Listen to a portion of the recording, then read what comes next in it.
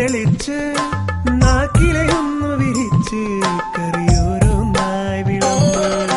കുന്നല്ലരിയുടെ ചോറിൽ നറുനെയ്യൊരു തുള്ളിയൊഴിച്ച് നന്നായി വെന്ത പരിപ്പും കൂട്ടി ഓണസദ്യ വിളമ്പ്.